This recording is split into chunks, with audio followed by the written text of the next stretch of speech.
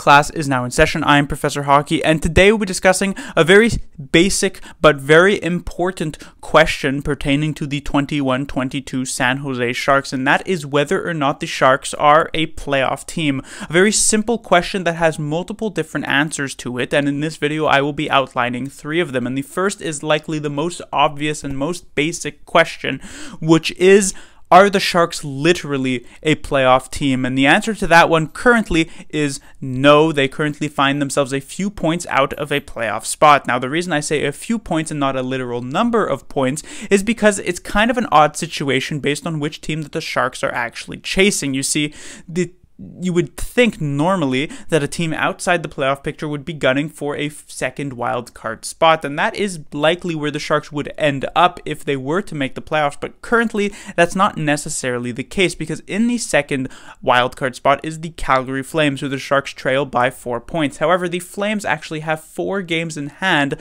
on the San Jose Sharks, meaning by the time that the Flames end up with the same amount of games played as the Sharks, it's very possible that they're 8 to maybe even 10 points ahead of the Sharks, a very difficult deficit to make up. The team that the Sharks should be targeting actually currently sits third place in the Pacific Division, which is the Anaheim Ducks, because while the Sharks currently trail the Ducks by 7 points, it is the Sharks who have 2 games in hand on Anaheim, and as such, if you consider them winning those 2 games in hand, they'd actually only find themselves a very reasonable 3 points behind. So yes, currently that the Sharks do sit on the outside looking in, but it is not an insurmountable deficit that the Sharks sit in.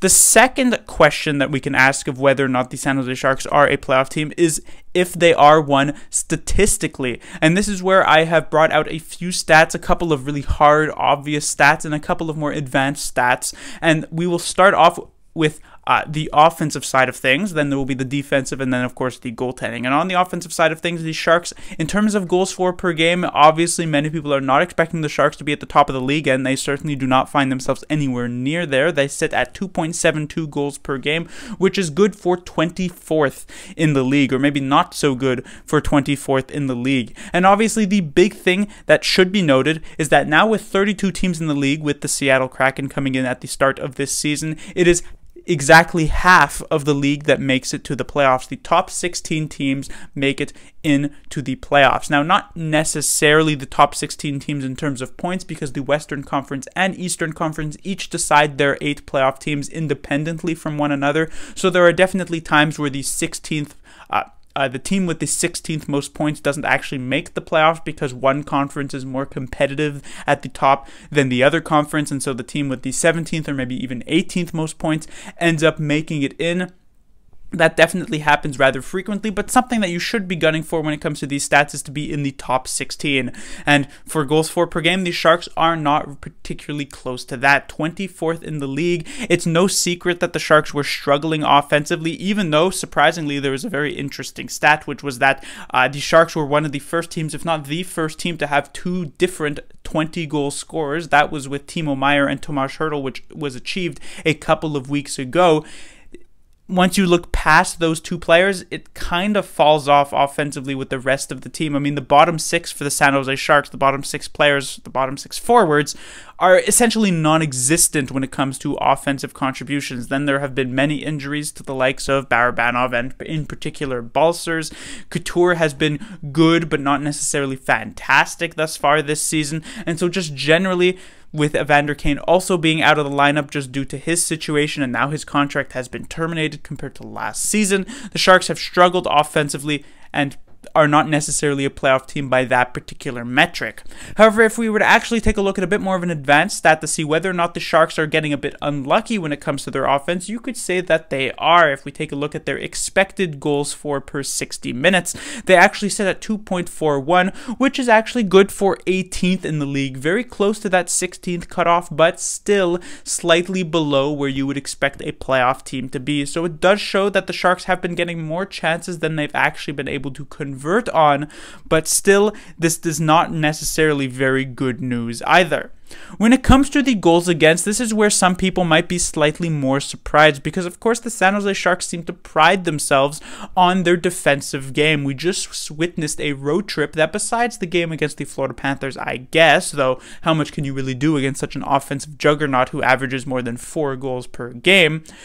The Sharks actually played rather well defensively. Over those 4 games, they only let up 11 goals, which is actually less than 3 goals per game, which you might say is really less than 3 goals per game, the most amazing stat ever. No, but when you're against teams like the Lightning, the Panthers, the Capitals, and the Hurricanes, then that is actually a very good stat.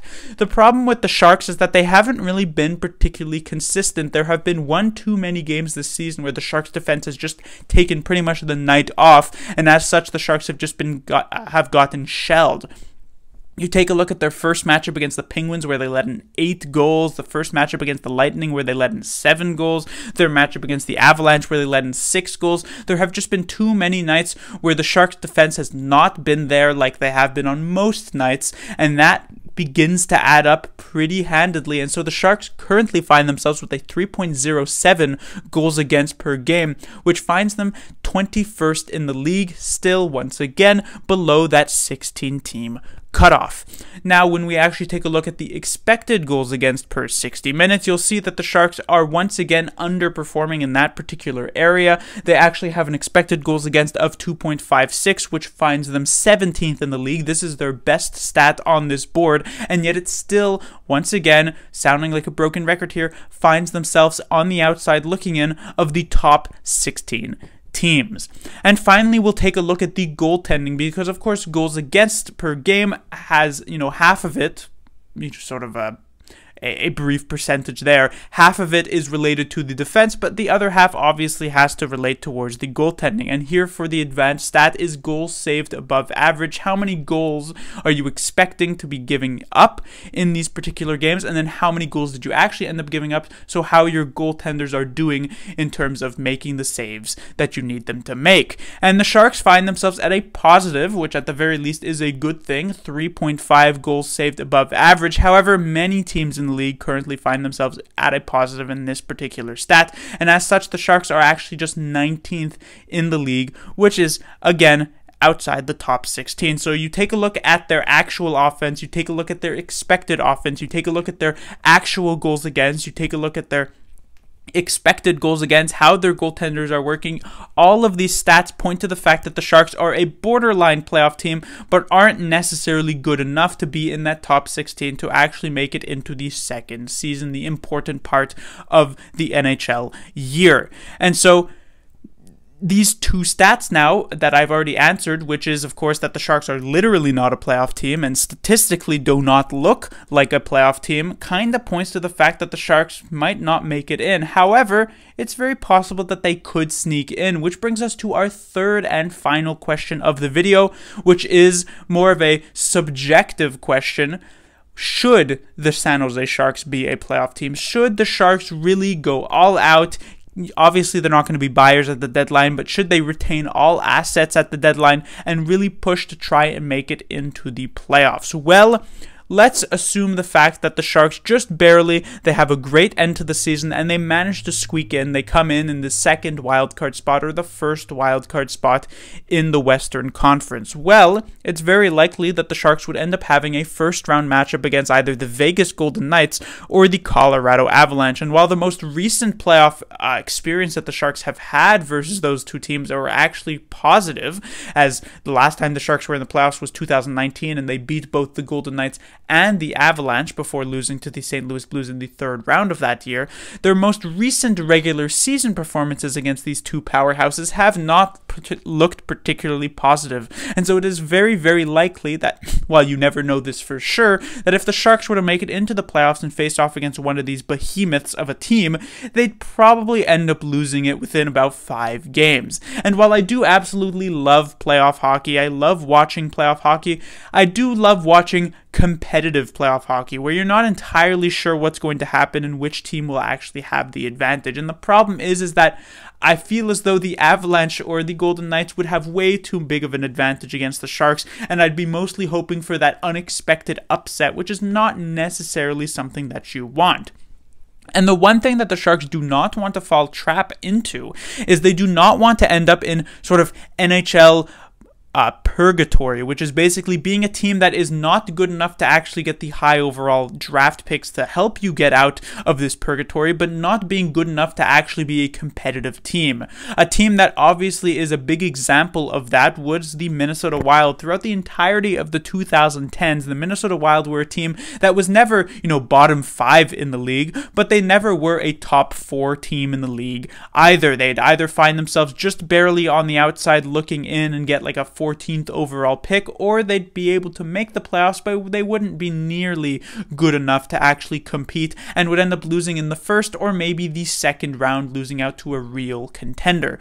It is only recently where the Wild have really picked things up thanks to the arrival finally of Kirill Kaprizov. But even having said that, do we really rank the Minnesota Wild above a team like the Avalanche, above a team like the Lightning, above a team like the Panthers?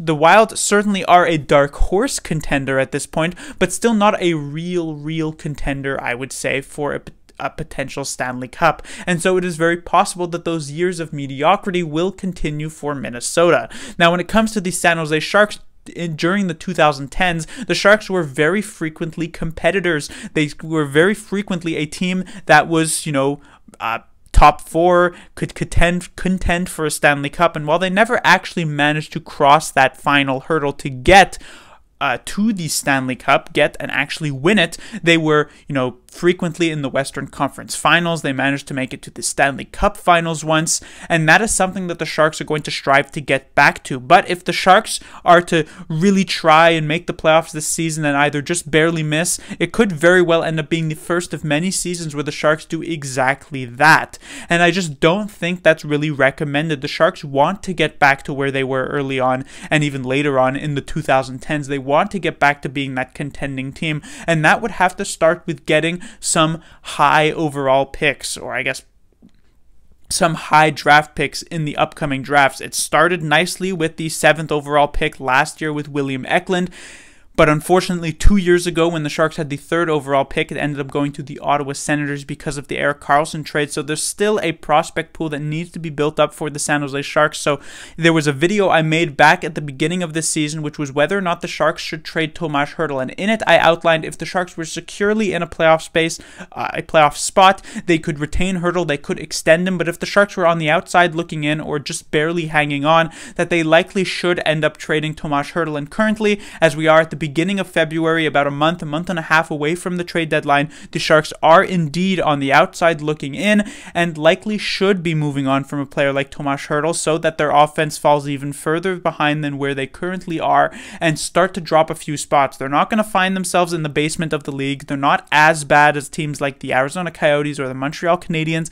but if this type of trade does happen, it's possible that teams like the Winnipeg Jets, the Vancouver Canucks, the Edmonton Oilers, the Detroit Red Wings, the Columbus Blue Jackets, it's possible all of these teams end up surpassing the Sharks, and the Sharks can go from an expected, let's say, 15th or 16th overall pick that the Sharks seem to be gunning for at this point to a much better, 8th or 9th overall pick, which should definitely help the Sharks moving forward when a playoff berth or coming very close to a playoff berth won't nearly help them as much.